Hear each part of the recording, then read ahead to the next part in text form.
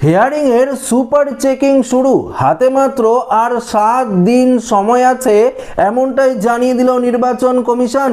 ইতিমধ্যেই নির্বাচন কমিশনের তরফ থেকে এই হিয়ারিংকে নিয়ে বেশ কিছু গুরুত্বপূর্ণ ঘোষণা করা হয়েছে, যা আজকের এই ভিডিওতে আপনাদেরকে এই বিষয়ে একদম বিস্তারিতভাবে জানিয়ে দেব। তো আশা রাখবো ভিডিওটিতে আপনারা প্রত্যেকেই প্রথম থেকেই শেষ পর্যন্ত সঙ্গে থাকবেন। দেখুন বন্ধুরা, ইতিমধ্যেই নির্বাচন কমিশনারের তরফ থেকে হিয়ারিংকে নিয়ে বিশেষ গুরুত্বপূর্ণ পদক্ষেপ নেওয়া হয়েছে। শুরু হয়েছে সুপার চেকিং। এই সুপার চেকিং কি? এই সুপার চেকিংকে নিয়ে নির্বাচন কমিশনারের তরফ থেকে কি বা ঘোষণা করা হয়েছে সমস্ত কিছু আপনাদেরকে জানাবো। তো একটু মনোযোগ সহকারে আপনাদেরকে দেখতে হবে।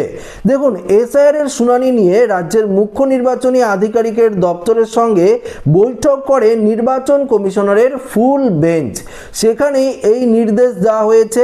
পাশাপাশি তারা জানিয়েছে এবার শুনানি কেন্দ্র থেকে সরানো হচ্ছে মাইক্রো অবজারভারদের, অর্থাৎ এসআরে যে মাইক্রো অবজারভার নিয়োগ করা হয়েছিল, হিয়ারিংয়ে তো মাইক্রো অবজারভার থাকবে এমনটাই তো অর্থাৎ বলা হয়েছিল। সেই মাইক্রো অবজারভাররা কিন্তু ছিল হিয়ারিংয়ে, এবার সেই মাইক্রো অবজারভারদের কিন্তু সরানো হচ্ছে, এমনটাই জানিয়ে দিয়েছে নির্বাচন কমিশন।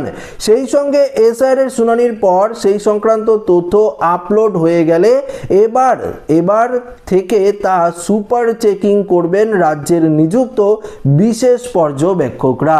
রাজ্যে বিশেষ পর্যবেক্ষক নিযুক্ত করা হয়েছে, অর্থাৎ আপনি যে হিয়ারিং এর ডকুমেন্টসগুলো জমা দিয়েছেন সেই ডকুমেন্টসগুলো সুপার চেকিং করবে এই বিশেষ পর্যবেক্ষক টিম। এখানে কি বলেছে? বৈঠকে ডিইও, ইআরও, এইআরওদের কিছু নির্দেশ দিয়েছে কমিশন। শনিবার বিকেল 5টার মধ্যে শুনানির বকেয়া সব নোটিশ জেনারেট করতে হবে তাদের। যেসব নোটিশ এখনো ভোটারদের বাড়িতে পাঠানো হয়নি সেগুলো অবশ্যই 1 ফেব্রুয়ারি বিকেল 5টার মধ্যে পাঠাতে হবে এবং তার প্রমাণ বিএলওদের দ্বারা আপলোড করতে হবে। এখনো পর্যন্ত যে সমস্ত ভোটারদের নোটিশ পাঠানো হয়নি, শনিবার এখানে পরিষ্কার বলে দিয়েছে যে 1 ফেব্রুয়ারি বিকেল 5টার মধ্যে সমস্ত কিছু নোটিশ কিন্তু বাড়ি প্রত্যেকটি ভোটারের বাড়িতে পাঠানো হবে এবং সেই তথ্য আপলোড করবে বিএলওরা। তাই সেটা কিন্তু পরিষ্কারভাবে জানিয়ে দিয়েছে নির্বাচন কমিশন। ইতিমধ্যেই যে লজিক্যাল ডিসক্রিপেন্সির তালিকা প্রকাশিত হয়েছে এবং আনম্যাপ ভোটারদের লিস্ট প্রকাশিত হয়েছে, তার মধ্যে প্রচুর ভোটারকে এখনো পর্যন্ত হিয়ারিং এর নোটিশ কিন্তু দেওয়া হয়নি।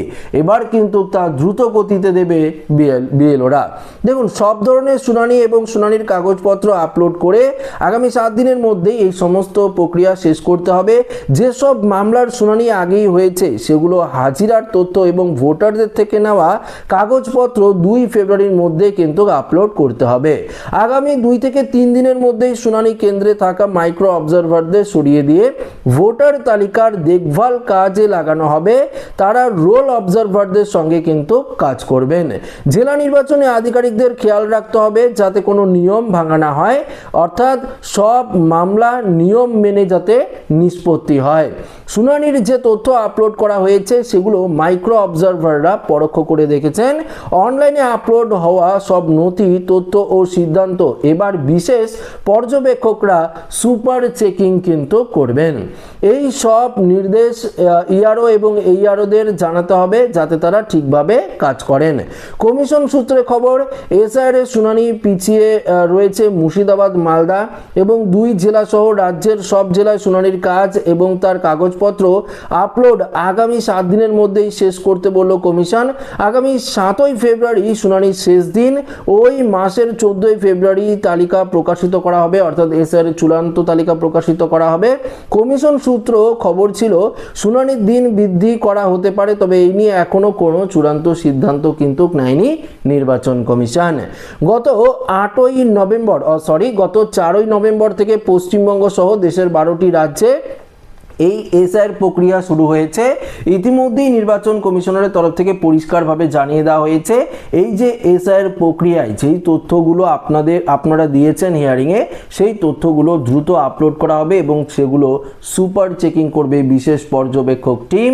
যদি এই তথ্যগুলির মধ্যে আপনারা কোনো ভুল তথ্য দিয়ে থাকেন, ভুয়ো নথি দিয়ে থাকেন বা কোনো রকম আপনারা নথি দিয়েছেন যেটা মানানসই হচ্ছে না, অর্থাৎ যে কারণে আপনার হিয়ারিংয়ে ডাকা হয়েছে সেই কারণে পর্যাপ্ত উপযুক্ত ডকুমেন্টস আপনারা দেননি, সেক্ষেত্রে কিন্তু আপনার নাম বাতিল হওয়ার সম্ভাবনাটা থাকছে, আশঙ্কা রয়েছে। যদি বাতিল হয় পরবর্তীতে আপনাদের কিন্তু অ্যাপিল করতে হবে। অ্যাপিল রিজেক্ট হলে 6 নম্বর ফর্ম ফিল আপ করে পুনরায় কিন্তু আপনাদেরকে নতুন করে এসআইআরে অর্থাৎ এই যে ভোটার তালিকায় নিজের নাম কিন্তু তুলতে হবে। তো বন্ধুরা, আপনারা বুঝতেই পারলেন সুপার চেকিং কি, এই মুহূর্তে কমিশনারের তরফ থেকে কি নির্দেশ দেওয়া হয়েছে সেটাও কিন্তু আপনারা বুঝতে পারলেন। এবার কিন্তু কমিশন পরিষ্কারভাবে বলেছে হাতে খুবই কম সময় রয়েছে, এর মধ্যেই সমস্ত কাজ কিন্তু শেষ করতে হবে, এমনটাই নির্দেশ দেওয়া হয়েছে মুখ্য নির্বাচনী আধিকারিকদের জাতীয় নির্বাচন কমিশনারের তরফ থেকে। এবার মুখ্য নির্বাচনী আধিকারিক কি করবে, সমস্ত রাজ্যে যেগুলোতে এখনো ডিলে রয়েছে, এসআইআর এর কাজ পিছিয়ে রয়েছে, সেগুলো যাতে দ্রুত করা হয় তার জন্য কিন্তু মুখ্য নির্বাচনী আধিকারিকদের তরফ থেকে ইআরওদের মাইক্রো অবজারভার যারা রয়েছে তাদের কিন্তু চাপ দেওয়া হবে এবং তারা যাতে দ্রুত এই কাজগুলো শেষ করে এমনটাই কিন্তু নির্দেশ দেওয়া হবে। তো দেখুন, আপনারা যারা এই ভিডিওটি দেখছেন, আপনার কি হিয়ারিংয়ের নোটিশ এসেছে?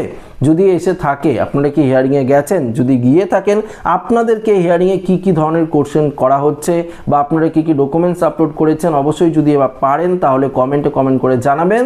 তাহলে আপনার কমেন্ট নিয়ে আমি নেক্সট ভিডিও দেওয়ার চেষ্টা করব, যাতে যারা এখনো পর্যন্ত হিয়ারিংয়ে যায়নি তাদের সুবিধার্থে কিন্তু আপনার কমেন্টগুলো অনেকটাই মূল্যবান এবং গুরুত্বপূর্ণ হবে। তো আশা রাখবো ভিডিওটি প্রত্যেকের ভালো লেগেছে। ভিডিওটি ভালো লাগলে লাইক করবেন, বন্ধুদের সাথে শেয়ার করবেন, নতুন হয়ে থাকলে চ্যানেলটিকে সাবস্ক্রাইব করে আমাদের সঙ্গে জুড়ে থাকবেন। ধন্যবাদ।